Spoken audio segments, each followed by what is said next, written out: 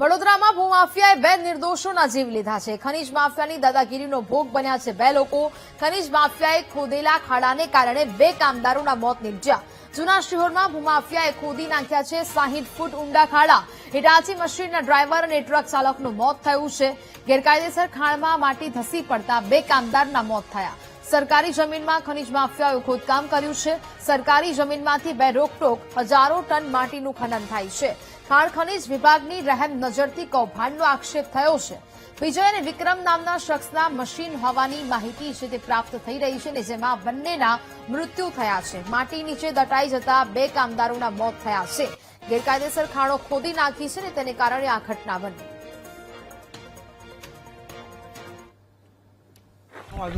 અમારા અધિકારીને પૂછી લેજો. અધિકારીને પૂછી લેજો. કાર્યવાહી કરી રહ્યા છો કયા પોલીસ સ્ટેશનથી છો આપ? બેસર. શું કાર્યવાહી કરી? અમારા અધિકારી પૂછી લેજો. અમારા અધિકારીને પૂછી લેજો. અમારી પાસે આપનું નામ પ્રેસમાં અમારે ઇન્ટરવ્યુ આપવાની સત્તા નથી. આપનું નામ તો કહો સાહેબ. આપનું નામ તો કહો. સત્તા નથી વડીલ અમારી પાસે. તમે પ્રેસમાં છો, તમને ખબર છે. આપનું નામ તો કહો મને ખાલી. વડોદરા જિલ્લામાં ખનીજ માફિયાઓ બેફામ બન્યા છે. ખાણ ખનીજ વિભાગની રહેમ નજર નીચે જ ગંભીર રીતે જે ખનીજ ચોરી છે કરવામાં આવી રહી છે. અમે અત્યારે પહોંચ્યા છીએ જૂના સિહોરા ગામ અને ત્યાં જે નદીની કોતર વિસ્તાર છે ત્યાં આવી રીતનું ખનન છે કરવામાં આવી રહ્યું છે. આપ આ દ્રશ્યો જોઈ રહ્યા છો કે 50 ફૂટ જેટલી માટી ખોદી નાખવામાં આવી છે અને આ તમામ માટી છે એ વેચી દેવામાં આવી છે. એક ટ્રક ભરી અને માટી વેચાય ત્યારે 4000 રૂપિયાની કિંમતની આ માટી વેચવામાં આવે છે. ગઈકાલે જે રીતે અહીંયા ઘટના બની હતી કે માટીનું ખનન ચાલી રહ્યું હતું એ દરમિયાન જ આજે માટીની ભેખડ છે ધસી પડી અને એના કારણે જે હિટાચી મશીનનો ઓપરેટર છે એ અંદર દટાયો અને એક ટ્રકનો ડ્રાઈવર છે એ નીચે દટાઈ ગયા હતા. બંનેના મોત થયા છે.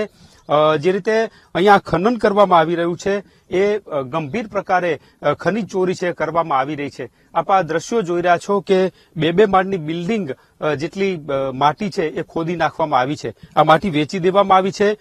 ખાણ ખનીજ વિભાગની કોઈ પણ પ્રકારની નથી મંજૂરી લેવામાં આવી કે નથી આની રોયલ્ટી ભરવામાં આવતી અને કરોડો રૂપિયાની ખનીજ ચોરી છે એ કરવામાં આવી રહી છે અને આ માટી બારોબાર ખોદી અને અન્ય જગ્યાએ લઈ જવામાં આવે છે. આ દ્રશ્યો આપ જોઈ રહ્યા છો.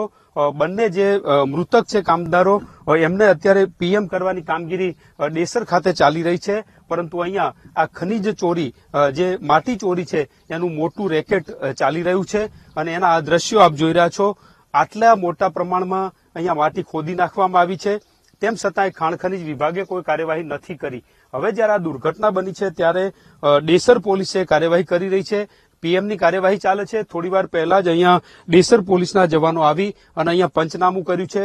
હિટાચી જે મશીન છે એનો નંબર અને અન્ય વિગતો છે લેવામાં આવી છે. પરંતુ અહીંયા સવાલ એ ઉભો થઈ રહ્યો છે કે સરકારનું ખાણ ખનીજ વિભાગનું ઓફિસ વડોદરામાં છે તેમ છતાં આવા ખનીજ માફિયાઓને રોકવામાં નિષ્ફળ નીવડ્યું છે એ ચોક્કસ વાત છે. કોણ કયા નેતાઓનો હાથ છે કે જેના કારણે આટલું મોટું માટી ખનન છે ચાલી રહ્યું છે.